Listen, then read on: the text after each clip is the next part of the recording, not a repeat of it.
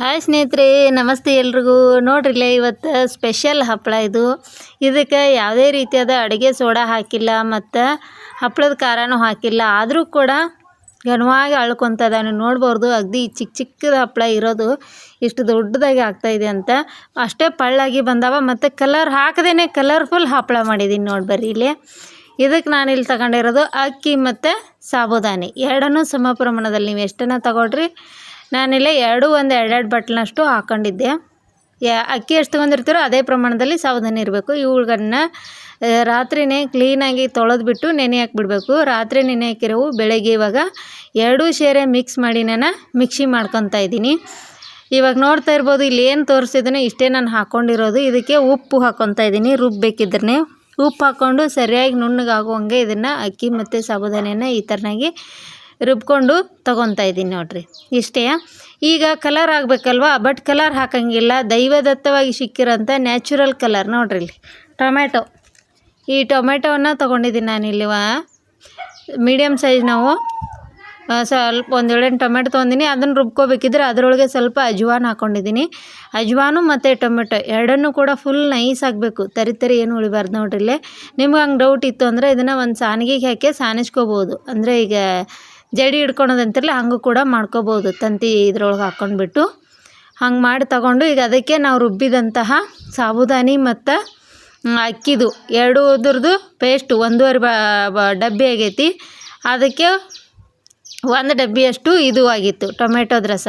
ಅದನ್ನು ಎಲ್ಲನೂ ಹಾಕಿ ಮಿಕ್ಸ್ ಮಾಡ್ಕೊತಾ ಇದ್ದೀನಿ. ಇಷ್ಟ ನೋಡಿರಿ ಸ್ನೇಹಿತರೆ, ಇದಕ್ಕೆ ಭಾಳ ಏನೂ ಬೇಕಾಗಿಲ್ಲ. ಟೊಮೆಟೊ, ಸಾಬುದಾನಿ, ಅಕ್ಕಿ ಎಲ್ಲ ರುಬ್ಕೊಂಡು ಅದಕ್ಕೆ ಉಪ್ಪು ಮತ್ತು ಅಜ್ವಾನ್ ಕಾಳು ಹಾಕಿ ಚೆನ್ನಾಗಿ ಮಿಕ್ಸ್ ಆದಮೇಲೆ ಇವಾಗ ಒಂದು ಕುಕ್ಕರ್ನಾಗ ಸ್ವಲ್ಪ ನೀರು ಹಾಕಿ, ನೀರು ಕುದಿ ಬಂದಮೇಲೆ ತಳದಾಗ ಒಂದು ಪ್ಲೇಟ್ ಇಟ್ಟು ಇದನ್ನು ಒಂದು ಪಾತ್ರೆ ಒಳಗೆ ಬೇರೆದ್ರಾಗ ಹಿಟ್ಟು ಹಾಕಿ ಆ ಪ್ಲೇಟ್ ಮ್ಯಾಗ ಇಟ್ಟು ಇದನ್ನು ಸರಿಯಾಗಿ 4ರಿಂದ 5 ವಿಷಲ್ ಹೊಡಿಸ್ಕೊಂಡಿದ್ದೀನಿ. ಆಮೇಲೆ ತಣ್ಣಗೆ ಹಾಕ್ಬಿಟ್ಟಿದ್ದೀನಿ. ತಣ್ಣಗಾದ್ಮೇಲೆ ನಿಮ್ಗೆ ತೆಗೆದು ತೋರಿಸ್ತಾ ಇದ್ದೀನಿ. ನೋಡಿರಿ ಹಿಟ್ಟು ಎಷ್ಟು ಗಟ್ಟಿಯಾಗಿ ರೆಡಿ ಆಗೈತಿ ಅಂತ. ಗಟ್ಟಿ ಆಗೈತಿ ಅಷ್ಟೇ ಸರಿಯಾಗಿ ಭಾಳ ಚೆನ್ನಾಗಿದೆ, ಬೆಂದೈತಿ. ಪೂರ್ತಿ ತಣ್ಣಗಾದ್ಮೇಲೆ ತೆಗಿತಾ ಇದ್ದೀನಿ ನಾನು. ನೀವು ಬಿಸಿದಾಗ ತೆಗೆದ್ರಪ್ಪ ಅಂದ್ರೆ ಒಂದು ಒದ್ದೆ ಬಟ್ಟೆ ಮಾಡ್ಕೊಂಬಿಟ್ಟು ಕಾಟನ್ ಬಟ್ಟೆನ ಒದ್ದೆ ಮಾಡಿ ಅದರೊಳಗೆ ಹಾಕಿ ನಾದ್ಕೋಬೇಕಾಗತ್ತೆ. ಇವಾಗ ನಾನಿಲ್ಲೇ ಫುಲ್ ತಣ್ಣಗಾದ್ಮೇಲೆ ತೆಗಿತಾ ಇದ್ದೀನಿ. ಹಾಗಾಗಿ ಕೈಯಿಂದನೇ ತೆಗಿತಾ ಇದ್ದೀನಿ. ನೋಡಿರಿ ಇವಾಗ ನಿಮಗೆ ಪೂರ್ತಿ ಬೆಂದೈತಿಲ್ಲ. ನೋಡಿರಿ ತಳ ಕೂಡ ಅಂಟ್ದಂಗೆ ಬರ್ತಾಯಿದೆ. ಪಾತ್ರೆಗೆ ತಳನೂ ಅಂಟಿಲ್ಲ. ನೋಡಿರಿ ಎಷ್ಟು ಕ್ಲೀನಾಗಿ ಬೆಂದ್ಕೊಂಡಿದೆ. ಹಿಂಗೆ ನಮಗೆ ಹಿಟ್ಟು ಚೆನ್ನಾಗಿ ಬೆಂದಿತ್ತು ಅಂದ್ರೆ ಹಪ್ಪಳ ಭಾಳ ಸೂಪರಾಗಿ ಬರ್ತಾವೆ. ಸೇಮ್ ಮಾರ್ಕೆಟಲ್ಲಿ ತರ್ತೀವಲ್ರಿ ಹಾಗೆ ಆಗಿರ್ತಾವೆ. ಇನ್ನು ಅದಕ್ಕಿಂತ ಒಂದು ಕೈ ಮೇಲ್ಗೈನೇ ಅನ್ಬೋದು, ಅಷ್ಟು ಸೂಪರಾಗಿ ಬರ್ತಾವೆ. ಈಗ ಇದನ್ನು ಚಲೋ ತಂಗೆ ಕೈಗೆ ಸ್ವಲ್ಪ ನೀರು ಹಚ್ಕೊಂಡು ಮಿಚ್ಕೋಬೇಕು. ನಾನಿಲ್ಲೇ ಸದ್ಯಕ್ಕೆ ನೀರು ಹಚ್ಚಿಲ್ಲ, ಎಣ್ಣೆನೂ ಹಾಕಿಲ್ಲ, ಹಾಗೇ ಕೈಯಿಂದ ಮಿಚ್ತಾ ಇದ್ದೀನಿ. ಚಲೋ ತಂಗೆ ದೊಡ್ಡ ಪಾತ್ರೆ ಒಳಗೆ ಹಾಕ್ಕೊಂಡು ಭಾಳಷ್ಟು ಇತ್ತಂದ್ರೆ ದೊಡ್ಡದ್ರಾಗ ಹಾಕ್ಕೊಂಡು ಮಾಡ್ರೆ, ನನಗೆ ಚಿಕ್ಕದ ಸ್ವಲ್ಪ ಪ್ರಮಾಣ ಇತ್ತಲ್ಲ, ಹಂಗಾಗಿ ಕೈಯಾಗೇ ಸಣ್ಣ ಉಂಡೆ ಟೈಪ್ ಮಾಡ್ಕೊಂಡು ಇಟ್ಕೊತಾ ಇದ್ದೀನಿ.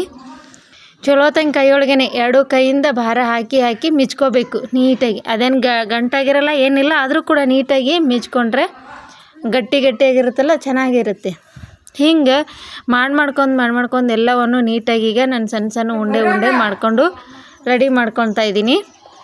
ಇವನ್ನ ಹಿಂಗೆ ಮಾಡ್ಕೊಂಡು ತೊಗೊಳ್ಬೇಕಾದ್ರೂ ನೀವು ಯಾವುದೇ ಕಾರಣಕ್ಕೂ ಎಣ್ಣೆ ಹಾಕಬಾರ್ದು. ನೋಡಿರಿ ಎಣ್ಣೆ ಹಾಕಿದರೆ ಅವು ಎಣ್ಣೆ ಕಮ್ಮಟಾಗಿಬಿಡ್ತವೆ.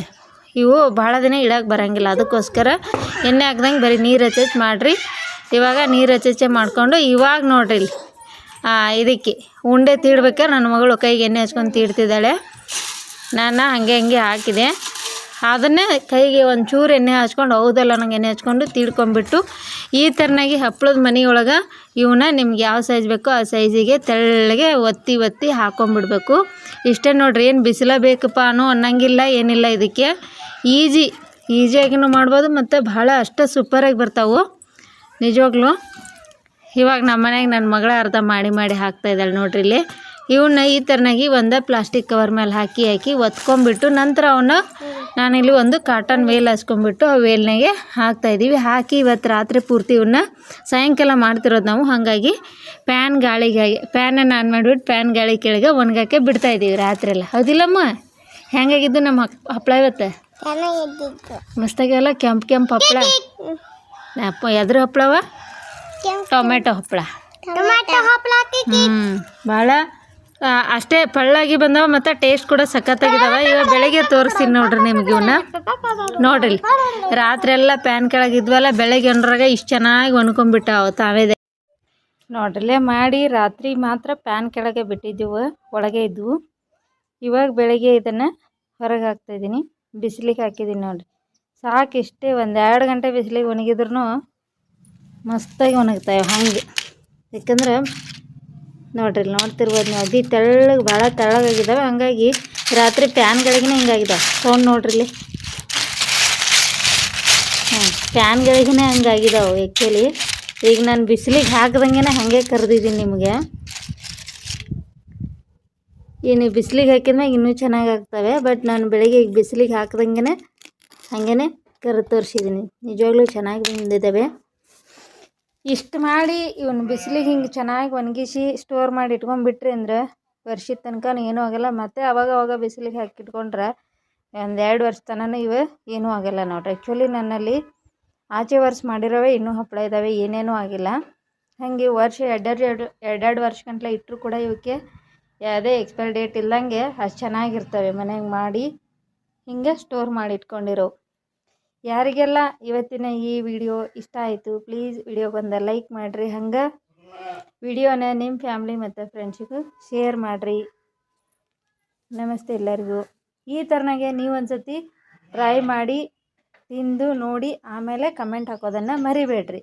ಯಾಕಂದ್ರೆ ಬರೀ ಹೇಳಿದ್ದು ಕೇಳೋಕ್ಕಿಂತಲೂ ಸ್ವತಃ ನಾವು ಅದನ್ನು ಅನುಭವಿಸಿದಾಗ ಅದರದ ಅನುಭವ ಗೊತ್ತಾಗ್ತೈತಿ. ಹಾಗಾಗಿ ನಾನು ಹೇಳಿದ್ದು ಬರೀ ನೋಡಿ ಕಮೆಂಟ್ ಹಾಕೋದಲ್ದೇ ನೀವು ನಿಜವಾಗ್ಲೂ ಮಾಡಿ ನೋಡ್ರಿ, ಅವಾಗ ನಿಮ್ಗೆ ಅದರ ಅನುಭವ ಗೊತ್ತಾಗ್ತೈತಿ. ಭಾಳ ಅಂದ್ರೆ ಭಾಳ ಸೂಪರ್ ಬಂದಿದ್ದೀವಿ. ಅದು ಕರೆದು ತಿಂದಿದ್ದೀವಿ ಕೂಡ ನಾವು.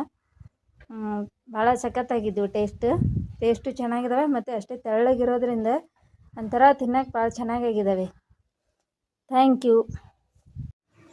ನೋಡಿದ್ರಲ್ವಾ, ಇದಾಗಿತ್ತು ನಮ್ಮದು ಇವತ್ತಿನ ಸ್ಪೆಷಲ್. ರಾಮನವಮಿ ಪ್ರಯುಕ್ತವಾಗಿ ನಿನ್ನೆ ರಾತ್ರಿಯೇ ಹಪ್ಪಳ ಒತ್ತಿ ರೆಡಿ ಮಾಡ್ಕೊಂಡಿರೋವು. ಬೆಳಗಿನ ಜಾವ ಪೂಜೆ ಮಾಡಬೇಕಿದ್ರೆ ನೈವೇದ್ಯಜ್ಞ ಆಯಿತು, ಎಲ್ಲ ಆಯಿತು ಅಂತ ಕರೆದು ತೋರಿಸಿದ್ದೀನಿ. ನೀವು ಕೂಡ ಹಿಂಗೆ ಮಾಡಿ ನೋಡಿರಿ, ಅವಾಗ ನಿಮಗೆ ಗೊತ್ತಾಗ್ತೈತೆ. ಬರೀ ಹೇಳಿದ್ದು ಕೇಳೋಕ್ಕಿಂತಲೂ ನಾವು ಸ್ವತಃ ಮಾಡಿದಾಗ ಅದರ ಅನುಭವ ಇನ್ನೂ ಚೆನ್ನಾಗಿ ಆಗುತ್ತೆ. ಅದು ಅವಾಗ ಖುಷಿನೂ ಕೊಡುತ್ತೆ. ಇನ್ನೂ ಕೂಡ ಹೇಳ್ತಾರಲ್ಲ, ಕೇಳೋದಕ್ಕಿಂತಲೂ ಮಾಡೋದು ಲೇಸು ಅಂತೇಳಿ.